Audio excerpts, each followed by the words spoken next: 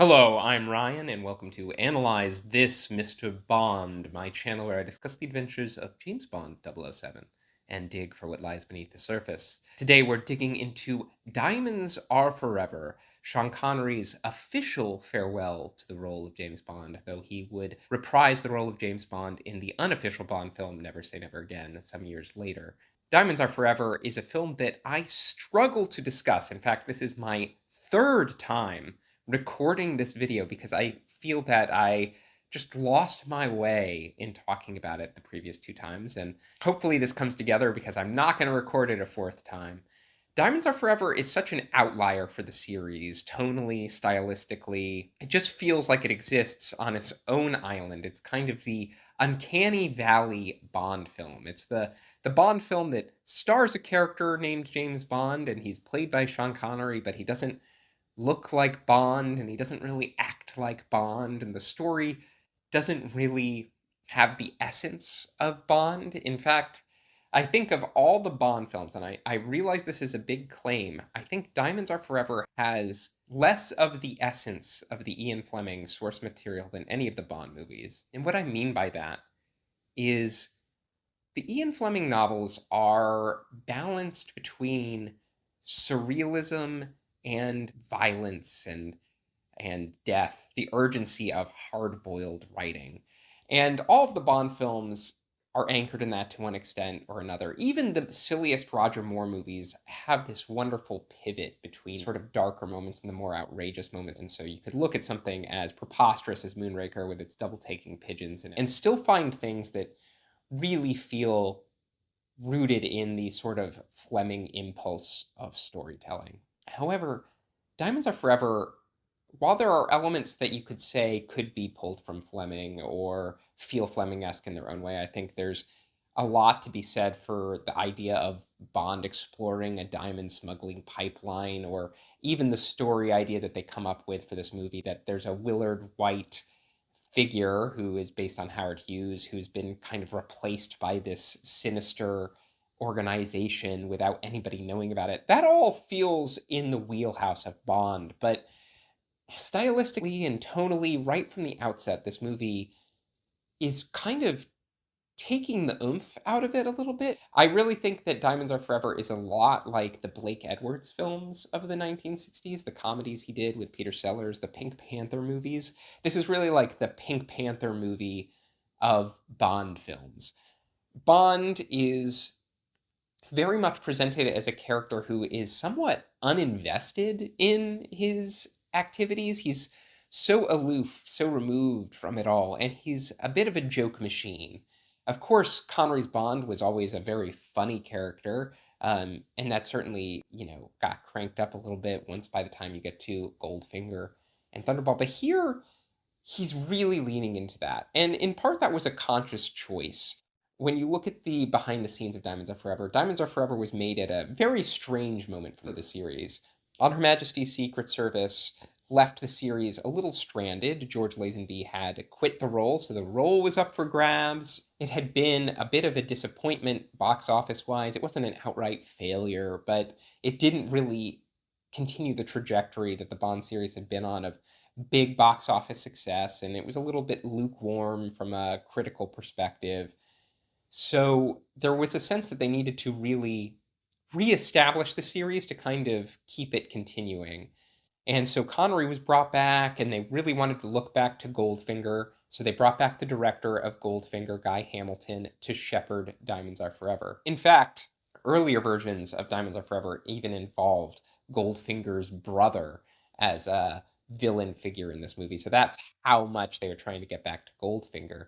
And there was a general agreement behind the scenes that after the more grounded and sedate On Her Majesty's Secret Service, they really needed to amp up the sense of comedy. And Connery was in particular excited about the script they have for Diamonds Are Forever. And I think you can see why. It gives him as an actor a lot more room to play and lean into his comedic repertoire to deliver some of the funniest dialogue in the series. Diamonds Are Forever is not a great movie, but it is a very entertaining movie from start to finish, in part because it has so much funny dialogue. It has some of the wittiest dialogue of the series, even though it doesn't really feel entirely Bondian. Bond is a very internalized character.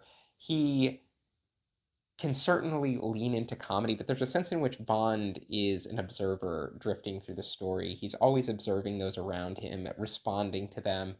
In this, Bond gets pretty impish and performative. A good example of this is Connery in like the Hergesheimer scene. It's very, very funny and it's very playful, but it's Connery just always feels like he's mugging a lot in this movie and loses this essence of this sort of like mysterious, dangerous character that had been pretty consistent, regardless of how invested he was in the role. Bond's essence is this sort of thug in a dinner jacket felt very much present. In this, that harder edge for Bond is really lost. He's kind of jokey from the outset. A good example of this is when he's introduced in the pre-title sequence. Blofeld essentially surrounds him with his men, and the way Bond responds to being frisked is he just kind of like flamboyantly throws his hands up like this, as though he just couldn't be bothered. There's a sense in which that's very entertaining, but it doesn't feel very Bond to me. And similarly, the entire film is continually like sucking out the gravity of anything that's happening.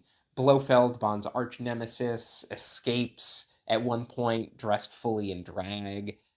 Blofeld himself is just a completely camp character. Charles Gray is having the time of his life delivering Blofeld's dialogue in this movie, but Blofeld is not a significant threat. Nobody in this movie is a significant threat. The only characters in this movie that really have a level of menace that I feel is appropriate to a Bond film is actually Mr. Wint and Mr. Kidd. They're very campy characters, problematic in the sense that they are products of their time, but they are vivid, memorable characters, striking in their blend of affection for each other and their sinister sense of humor and their just casual attitude towards violence. But so much of the rest of the movie is so weightless. A good example of this is the way it just treats its female characters in this movie. There's a sense in which Diamonds Are Forever really kicks off the Guy Hamilton, Tom Mankiewicz, who is the screenwriter, trilogy of Bond films.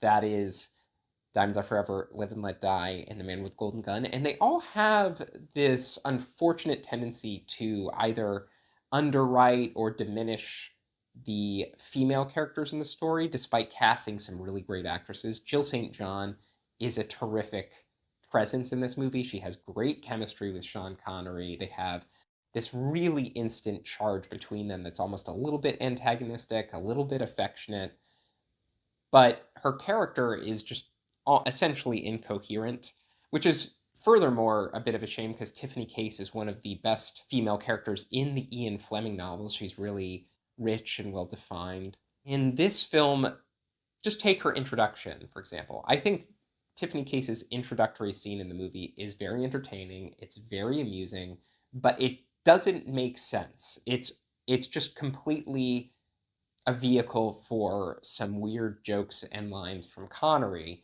The gimmick there is that Tiffany Case likes to keep changing her outfit and her wigs, so Bond can't really tell what she really looks like, and she's continually throwing him off. Every time she leaves the room, she comes back with a new wig.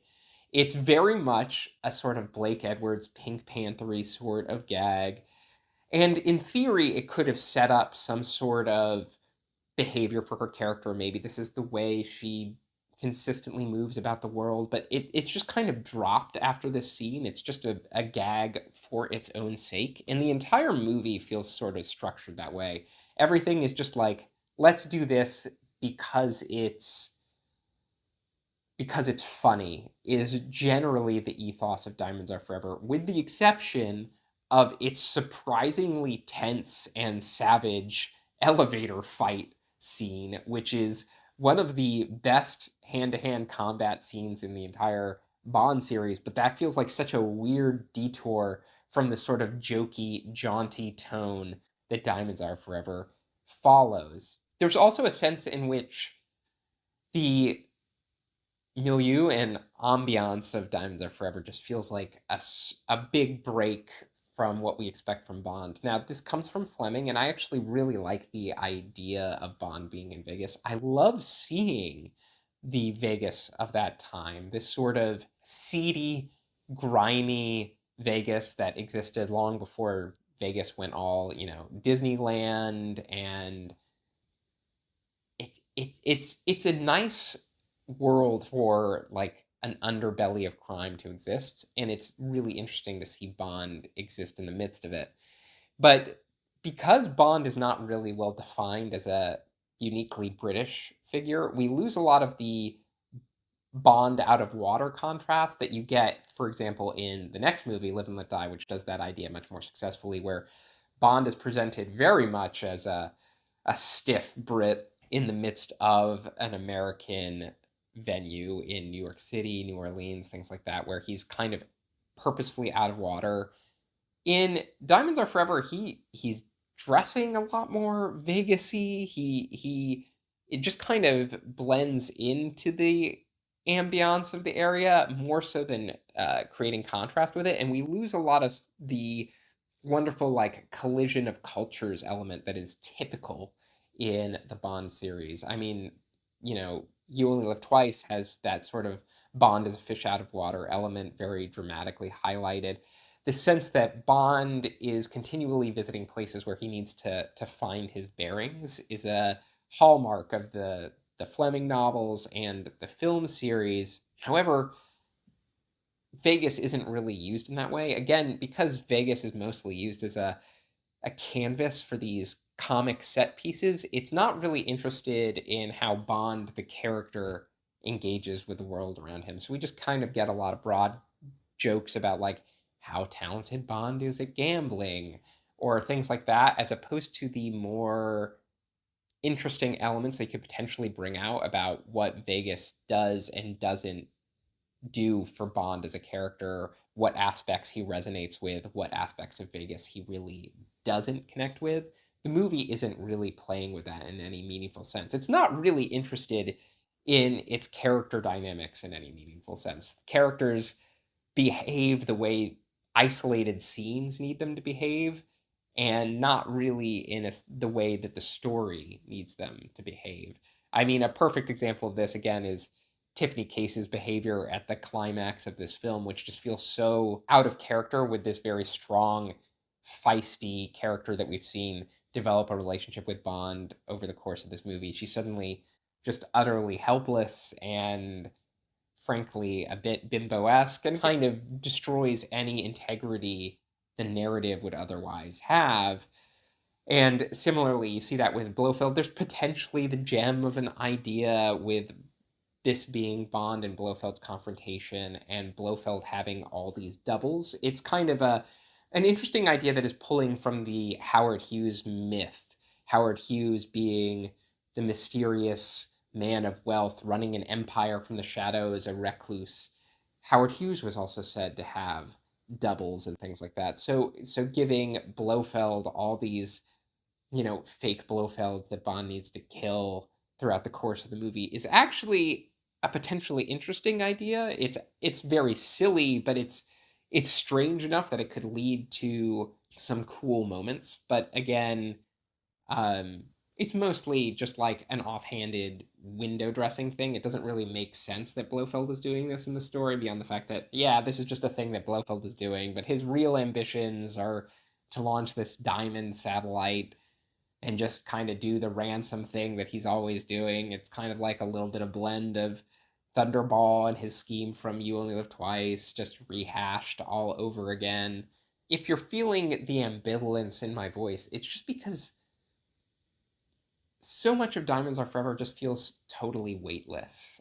You could take, for example, the moon buggy chase, which is one of the weakest chases in the Bond series because it's just so shapeless and silly in a way that doesn't accomplish anything. You just get like a bunch of bad guys chasing Bond in a moon buggy in the desert, and it's not exciting on its own terms. It doesn't really do anything for the story. I think the best moments of Diamonds Are Forever are those that are still like pretty outrageous but fun on their own terms. I really like the sequence with Bond being locked into a coffin at Slumber Inc. I mean, that's surprisingly tense. It may actually be the moment that Bond has come the closest to dying in the series thus far, if chronologically speaking, because Bond really just gets out on, like, not by anything he does, just by random chance, essentially. So much of this movie just lacks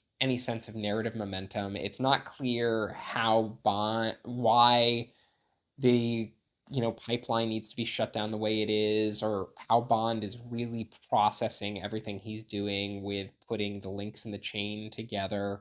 The confrontation with Blofeld doesn't raise the stakes. If anything, that's when the movie starts to fall apart. When Blofeld and Bond come face to face, the movie just kind of really starts to fall apart narratively speaking. The stuff with Willard White just becomes very narratively convoluted. Everything about it just feels like it exists in this uncanny valley where we're following a figure who is ostensibly named James Bond, but no moment in this movie really feels like we're watching James Bond. And that's the paradox of Diamonds Are Forever. That said, let's talk about some of the things I really do like in this movie, which is mainly how dark this movie's sense of humor can be. Mr. Wint and Mr. Kids move through the pipeline in the way that they slowly close the pipeline by murdering these strange figures, drowning a woman in the canal and making dark jokes about it, or the scorpion bit, bitten by the bug. Everything there is like cinema gold, regardless of whether it's Bondian or not. It's cinema gold. That's really striking material for a movie. I love some of the, local photography of Vegas at this time. I actually think this is one of the better documents cinematically of retro Vegas. There aren't as many as you would think, despite Vegas being an iconic location. There aren't as many movies documenting the heyday of Vegas before it really became a massively corporate enterprise. And there's so much to love about that. There's so much to love about John Barry's score, which I think John Barry's score really captures the essence of what this movie could be and probably should have been, where it's this balance of Bondian glamour and grandeur and the sort of lounge music-y vocabulary of Vegas. I think all of the collaborators on this film, if you read the behind the scenes material, struggled a bit with the Vegas milieu. Um, John Barry didn't really love doing like trashy Vegas music, and there was some back and forth about that. And he settled on the compromise versions that he did because he didn't really want like bad music released on an album that was a John Barry album. So like there was a little bit back and forth about what the ambient music should be at the casinos that John Barry was composing, and John Barry erred on the side of making it a little bit better than it should have been if it was really capturing the time and place. Similarly, Ken Adam, the production designer, really struggled with the Vegas settings because he was really worried that a lot of the locations they were using would actually be mistaken for Ken Adam sets, and he didn't find them up to par with his sensibilities. Understandably, Ken Adam is a production designer of immaculate taste. Some of the Ken Adam stuff in this movie does work particularly well. I do like the look of the Willard White penthouse where Bond confronts Blofeld for the first time. It's kind of a silly set, but it has that wonderful blend of modernism and weird retro quasi-Victorian Gothic elements that Ken Adam tries to bring out.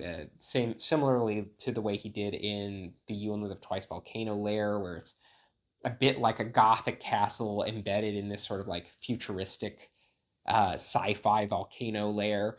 It has that same tension. Ken Adam is bringing out some nice things here, and the design of his diamond satellite is really striking in that way. Ken Adam was just such a wonderful designer. So you're getting some of that essence from Barry and Ken Adam that are bringing in a little bit of that Bond milieu, even though the movie doesn't properly feel like a Bond movie in the end result. You're getting a little bit of that ambiance.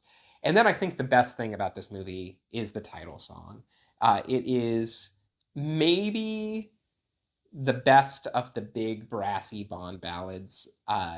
It's just so sensationally fun, has such a terrific melody, the way John Barry sort of embeds like diamonds sparkling into the opening motif so that it sounds like you're watching light sparkle across a diamond's uh, surface, and Dame Shirley is giving a much better vocal performance than she does on Goldfinger. On Goldfinger, she's very aggressive and almost harsh, and in this, she's allowed to display the full range of her vocal talents from really bombastic to slightly more fluid and seductive. It's the lyrics are completely outrageous, but also enigmatic enough to kind of build an atmosphere for this movie. I think in John Barry's score and in the title song, you can start to imagine a much more proper version of Diamonds Are Forever as a Bond movie that fully lives up to the potential of the story. And so